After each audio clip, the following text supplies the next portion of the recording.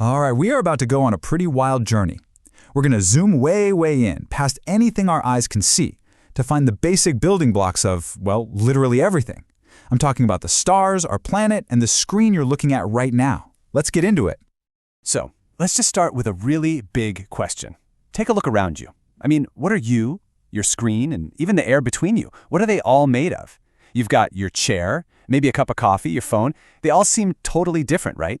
But what if I told you they all share the exact same fundamental secret? Well, the answer to that big secret is, believe it or not, super simple. It all comes down to one thing: atoms. Everything you see, everything you touch, it's all built from these same tiny, absolutely incredible particles. And when I say they're the ultimate building blocks, I mean it. Think about it like this. Imagine you have a bar of pure gold. Now, if you could just keep chopping it in half, over and over and over, the very last, tiniest piece you could possibly have that is still, gold, that's a single gold atom.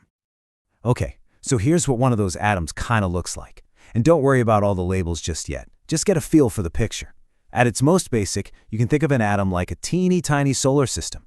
Right there in the middle, you've got this dense core called the nucleus. That's kind of like our sun. And then sipping all around it in these orbits or shells, you've got the planets. And those are the electrons. But you know us. We can't just stop there. We can zoom in even further.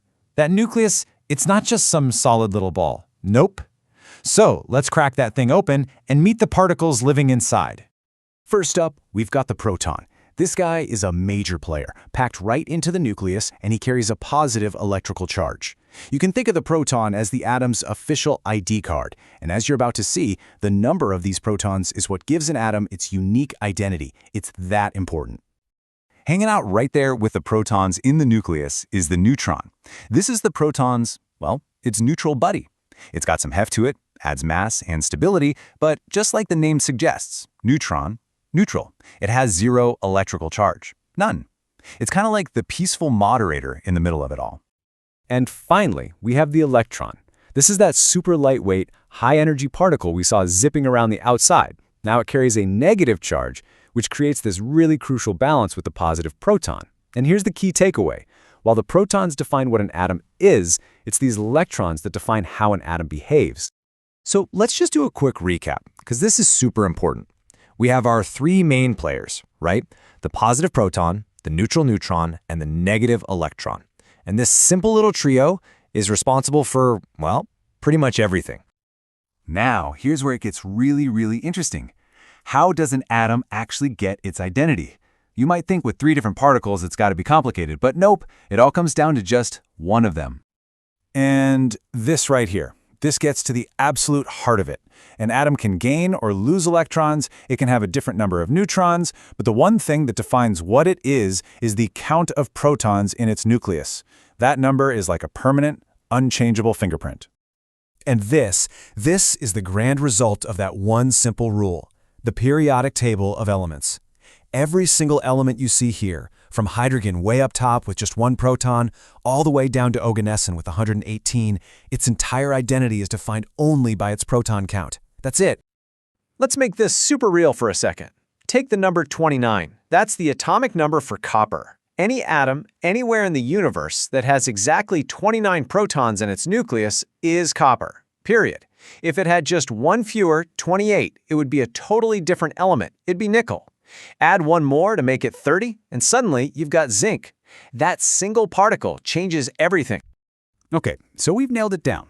The proton count gives an atom its identity.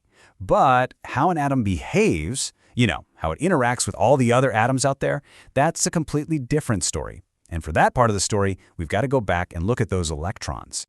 So to really get a handle on an atom's behavior, we have to look at its outermost layer of electrons. This is called the valence shell. You can kind of think of it as the atom's surface. It's the face it shows to the rest of the world. And believe me, this is where all the action happens. All the bonding, all the reacting, it's all right here. Okay, so here's the deal. The one rule you really need to remember. Atoms want to have a full valence shell. They are at their most stable, their most happy, let's say, when that outer ring is completely filled up with electrons. And this one fundamental drive, this desire to fill their outer shell, is what dictates pretty much all of chemistry and, as we'll see, electricity. So let's see how this all connects to something we use every single moment of every day: electricity. That simple atomic desire for a full shell, it's the fundamental reason why some materials can conduct electricity and others just can't. This slide explains it all perfectly. Just look at the two sides. Over on the left, you've got elements like neon. See how their outermost shells are completely full of electrons? That makes them super stable, very content. They don't want to share or react. Now compare that to the stuff on the right. Look at copper. It has just one lonely little electron in its outer shell. That electron isn't being held onto very tightly at all. It's kind of looking for a new place to be. And folks, that right there is the fundamental difference between an insulator and a conductor. You can think of the electrons in an insulator like books that are packed onto a totally full bookshelf. There's just no room for them to move. But in a conductor, those outer electrons are like a single book on an almost empty shelf. They can be moved around with the slightest little push. So this is literally how it works.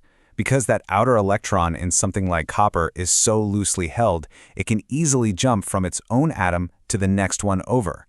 And when you get billions and billions of these free electrons all starting to flow in the same direction, well, that's what we call an electric current. This quote from our source material just nails it. It's that freedom of movement that's the whole secret behind conductivity. It's not magic, not at all. It's just the physics of that all-important valence shell. So there you have it. We've zoomed all the way from the whole universe down to a single tiny electron that decides whether your lights turn on or not. It all comes back to these simple, elegant rules. Which kind of leaves us with one final big thought. If we know all this, if we understand these rules, what incredible new materials are we going to design next?